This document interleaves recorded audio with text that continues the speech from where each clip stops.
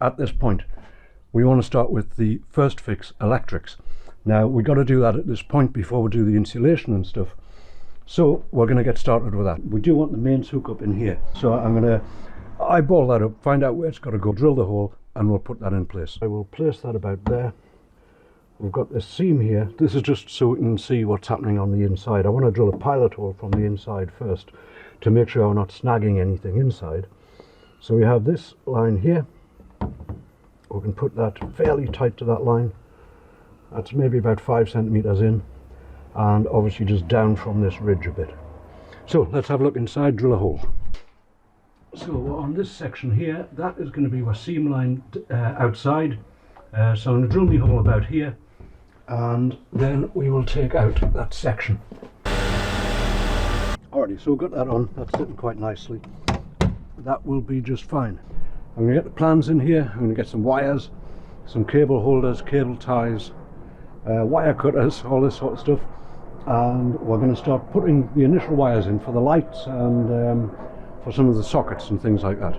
Now, to begin with the first fix electrics, what we want to do, what we want to know, is where are all of the tails of the wires going to end up. And what we have, main compartments here, we have the battery box here, and the fuse box will be in there. But here we have all the switch panels, and here we have some more switch panels. So we want to get a rough idea on the floor as to where these are going to be in the van. As I say, a rough idea. We'll obviously extend the cable more than it needs to be so we don't get caught short with it. But the first thing we want to do is just measure in, and as I say, this is rough placement. This is not an accurate drawing on the floor. We just want a distance from the back door, which is 120. The bed is going to be 120 this way. So if I pull the back door to 120 is going to be there. So the switch panel is going to be about here. That's okay. What I'll do is I'll mark the other mark on the floor. This, let me show you. This section here is going to be 30 wide, 30 centimeters wide.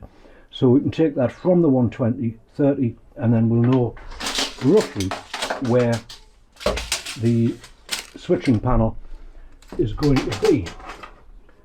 So 30. So the switching panel is going to be here. I'll get some idea of how high up that's going to be, and then we know that many of the wires, etc., will end up there. The rest of them are going to end up at the top end. So back to the plan, and we have from the bed to the edge of this cabinet is 1787. So I'm going to measure 1787 up there. Alright, so this mark here is 178, close enough, and the cabinet here is going to be 410. Is that right?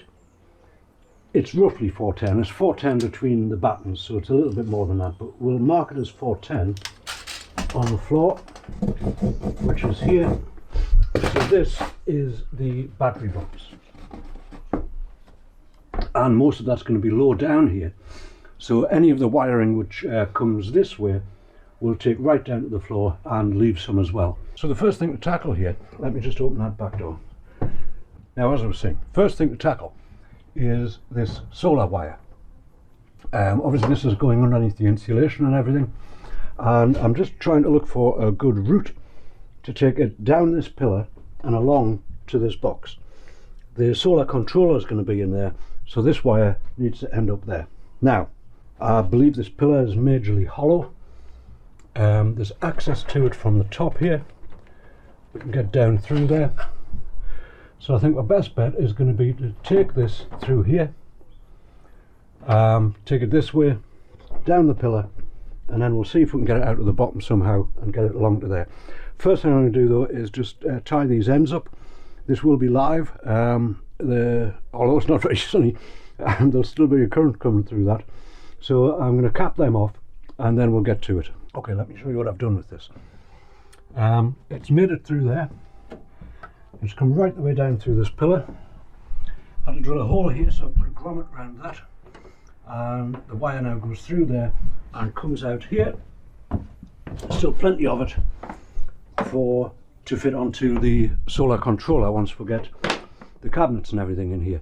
So next thing I think I'll do is the lights, and what I need to do there is just figure out where I'm going to put them on the ceiling. On our plan here we have the top cupboards, which are 220 coming out, and the drop on that will be about 300.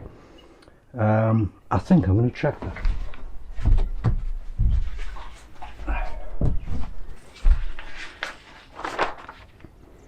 Yes, the depth of the drawer here, sorry, the depth of the door, 300, and the cupboard is going to be 220 deep. So we want to be about 550 in from the side of the van for the positioning of the lights. The decision here is I brought these in. I've just put these little holders on for now.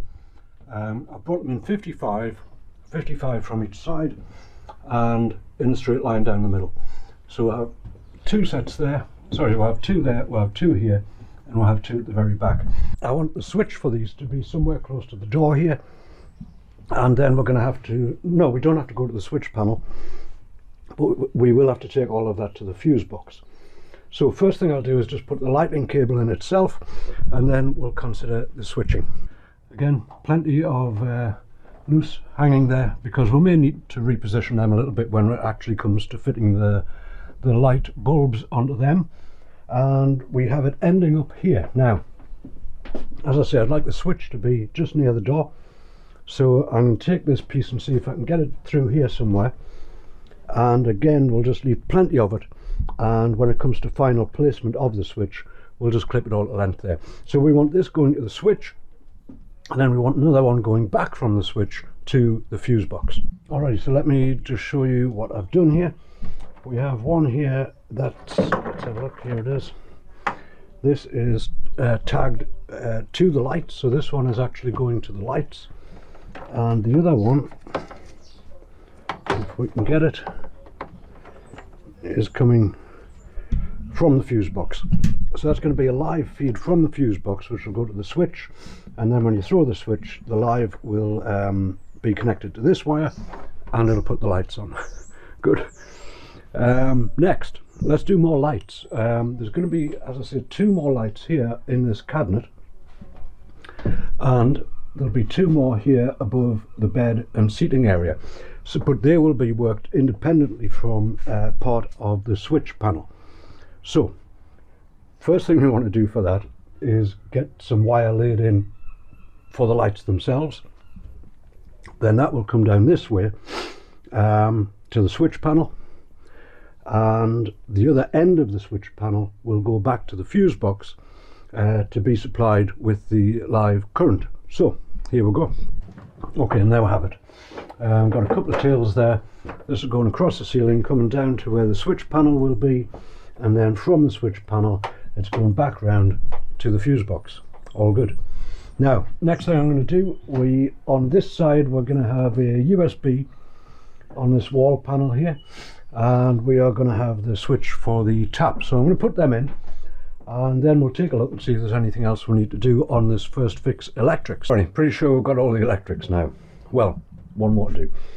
But we've got the heater cable, which is coming this way, running back down to the fuse box over there. I've put the cable in for the fan, and we've also put a bit of this 3-core cable in for the 3-pin socket from the mains hookup. So last thing to do is to get the 10mm wire from the battery compartment. So the battery box in here is under this piece of floor, and this is just held on by these like screw things, screw clips sort of thing. There's half a dozen of them on there, and that can come out, and then there we have the battery. Push that through from the front, and now all I need to do is get it from here out the back, and then we'll just run it along here and into the fuse box.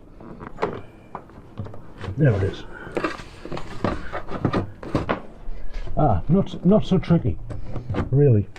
Sometimes these things can be a bit tricky if there's too many snags underneath the flooring and stuff like that. But that, I think, has got it.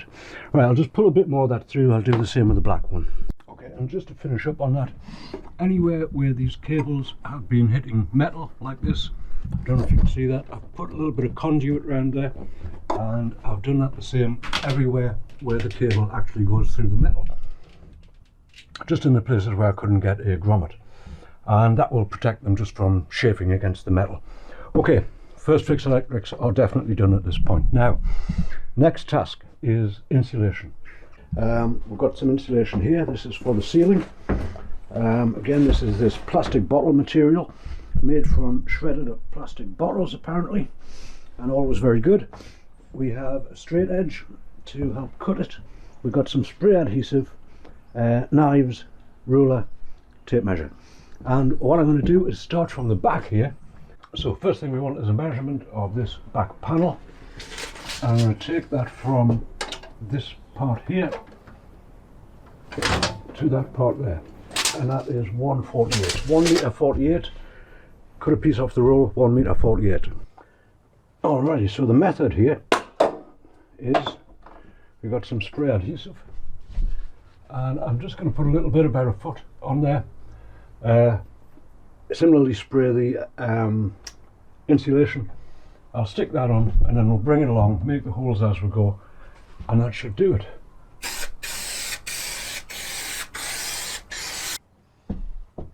Okay.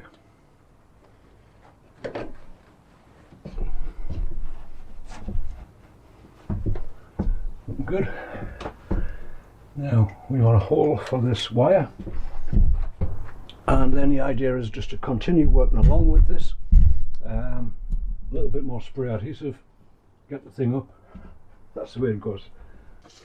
Now for this next piece, that wants to be 26 wide, so we need to cut the length of it and then cut a little piece off there. Alrighty, the insulation on the ceiling is done. We've got all these wires coming through here at the right place. That's a nice good fit, and I tell you, look at this, that's what was left. So fairly good amount there. I think that was 5 square meters ordered, and there's about a square foot of it left, so that did very well. Next thing to do is to start at the top and work our way down these walls with the, again, shredded bottle insulation. This stuff comes from B&Q, it's a little bit thicker. I didn't want to put the thicker stuff on the ceiling because it would overhang these battens, and then you would have to compress it, and they tell me that it has better insulating qualities if it's not compressed.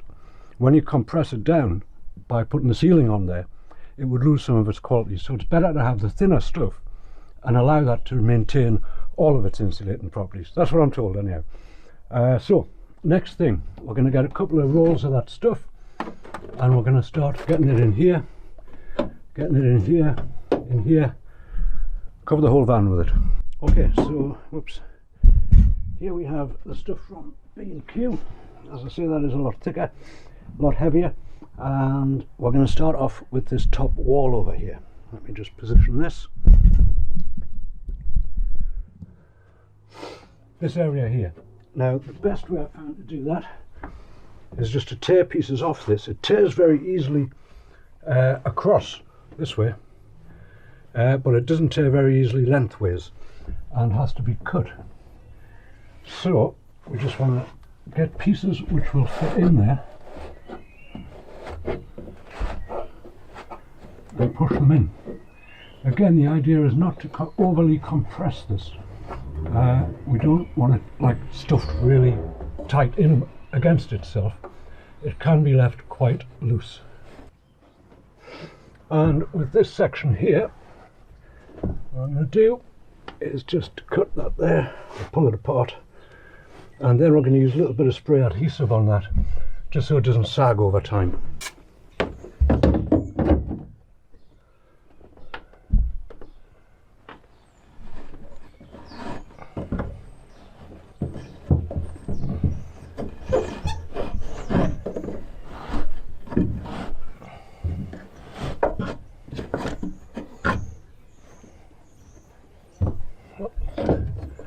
do that one as well.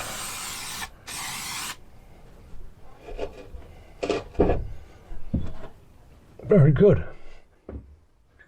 Okay, so we've got all that in right the way along there. Next thing is this panel here. Now, let's have a look and see the best way to do this. We'll probably get 2 of them in there, I think. Just a little bit less actually. But I'm going to continue putting them this way because I say it is much more difficult to tear the other way. So I'm just going to measure again for that, roughly down to there. We'll take that piece off, and that should fit in there nicely. Alright, now we'll come to this pillar at this point, and we do have some little pieces that have been torn off the roll as we've gone along. So I will use these to get this pillar insulated. I think what I'll do, I'll get a stick and just push that down until I start to see it about here.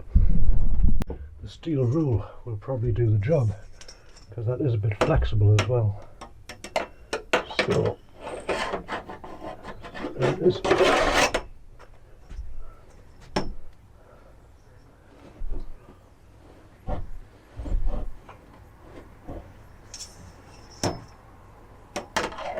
Alrighty, so what I'm saying here is that our switch panel is going to be roughly there. I've got that mark on the floor still, so I've tied all them together, and I'll just put a sizable hole through the insulation, and I'll pull all that through in the same place. Okay, that's all good there. We have all our tail ends here, and they still have their markings on them, which is good. So I'm just going to continue with the rest of this insulation, and then we have the wheel arches to insulate, and I think I would like to insulate this in here above the cab. That is just bare metal right now. What I'll try to do is get some of the wheel arch insulation on there, the sticky backed closed cell foam. That should do it. Okay, so I think what we'll do here is take it from about there, 50 centimeters, and we want it to come right the way down to the floor. So that is 55 centimeters. So we want a piece of this 50 by 55. We'll take a piece off at 55, which is here. Good. And then we want a piece 50 in this way. So we'll get 2 pieces 50, one for each arch.